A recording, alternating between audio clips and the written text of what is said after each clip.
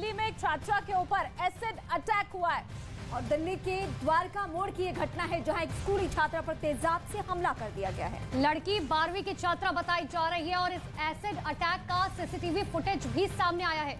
इसमें बाइक पर सवार हमलावर लड़की पर एसिड फेंकता दिखाई दे रहा है और पुलिस ने इस मामले में एक आरोपी को हिरासत में भी ले लिया है, जबकि एसिड अटैक के बाद पीड़ित छात्रा को दिल्ली के सफदरजंग अस्पताल में भर्ती किया गया है।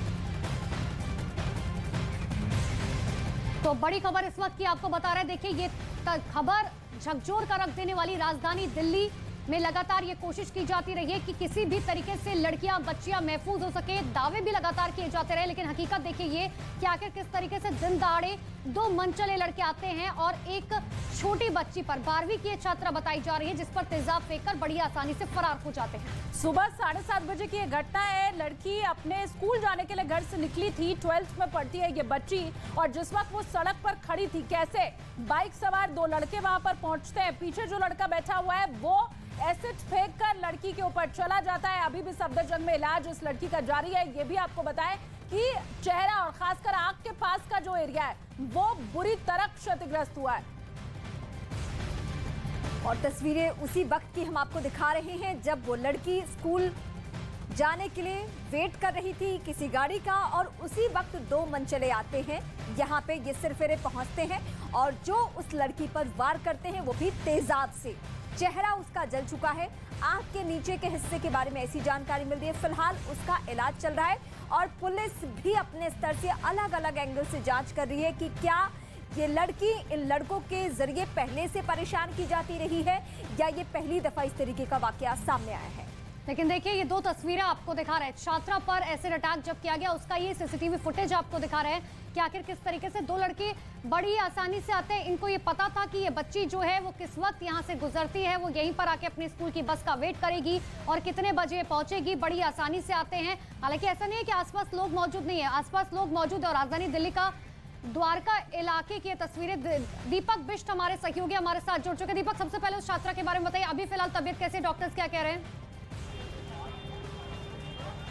देखिए, अभी अगर आपको जानकारी दे दें तो 8% लड़की जो है वो बंद हुई है और जो आंख का एरिया है उसके आसपास उसको परेशानी हो रही, क्योंकि आंखों के अंदर उसको काफ़ी जलन है और उसके आसपास जो गर्दन है उसके आसपास स्वेलिंग हुई है। तो डॉक्टर्स का कहना है अभी स्टेटमेंट के लिए वो फिट है और यहाँ पर जो NCW और DCW की टीमें पहुंची थी उन्होंने उसका स्टेटमेंट, माता पिता अंदर ही हैं, लगातार वॉशिंग की जा रही है। हालांकि DCP के द्वारा ये बताया गया था कि 8% जो हिस्सा है वो बंद है इस पूरे मामले में और अभी तक एक शख्स जो है वो हिरासत में लिया गया है जो इन दो शख्स में से था। पुलिस का कहना है कि उससे पूछताछ की जा रही है और ये जानकारी जुटाने की कोशिश की जा रही है कि आखिर क्या पूरा घटनाक्रम था और क्या वो पहले से जानता था या फिर जबरन परेशान करता था, क्योंकि अब तक ये चीज़ सामने नहीं आ पाई है कि लड़की उस लड़के को जानती थी या फिर उससे पहले से कभी कोई स्टॉकिंग या फिर छेड़छाड़ या परेशानी की कोई बात की गई थी। आपने बताया एक आरोपी को गिरफ्तार किया गया है जो इस घटना से जुड़ा हुआ है, क्योंकि इसके पहले खबरें ऐसी मिल रही थी कि जिसकी गिरफ्तारी हुई है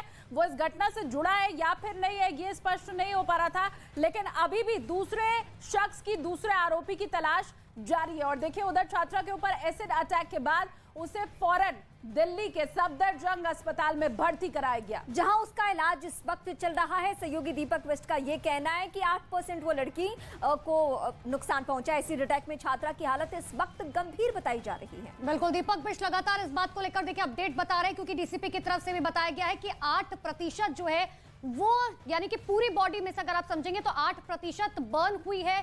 बच्ची आंखों के नीचे का चेहरे का जो हिस्सा है वो जला है। बिल्कुल, और जिस छात्रा के ऊपर एसिड से हमला किया गया अभी भी सफदरजंग में उसका इलाज जारी है। दीपक हमारे सहयोगी वहीं बाहर मौजूद है और ये कह रहे हैं कि अब जो पीड़िता है वो स्टेटमेंट देने की स्थिति में फिलहाल आ चुकी है। जिस छात्रा पर एसिड से हमला किया गया उसके माता पिता ने क्या कहा वो इस वक्त हम आपको सुनाते हैं।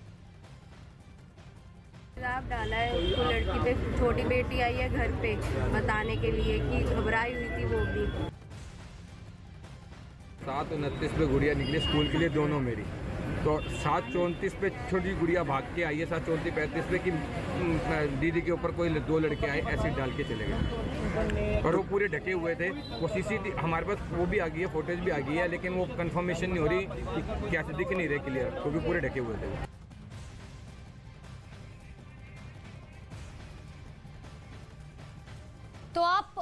लड़की के, उस छात्रा के माता पिता को सुन रहे थे। दर्द साफ तौर पर बयां करते हुए नजर आ रहे, साफ तौर पर कहे कि कुछ समझ नहीं आ रहा है कि कौन है, पूरे ढके हुए थे। दीपक बिष्ट लगातार बने हुए। दीपक, जिस तरीके से आरोप माँ बाप भी लगा रहे हैं कि देखिए पूरी प्री प्लानिंग की गई थी, पूरे ढके हुए थे, ऊपर से नीचे तक हेलमेट पहना हुआ था, यहाँ तक कि बाइक का नंबर भी नहीं था, बाइक की नंबर प्लेट तक हटाई हुई थी। अब ऐसे में पुलिस के सामने बहुत ज्यादा चुनौतियां भी होंगी। बिल्कुल निश्चित तौर पर देखिए, सबसे पहले जानकारी ये दे दूं कि अभी तक गिरफ्तारी नहीं बल्कि हिरासत में एक शख्स को लिया गया है, जो इस सीसीटीवी फुटेज के आधार पर और जो उसकी बहन थी उसके बताए अनुसार उसकी हिरासत की गई है, क्योंकि उससे लगातार पुलिस पूछताछ कर रही है कि आखिर क्या वो उस लड़के को जानता है जो मेन जो एसिड फेंकने वाला लड़का है।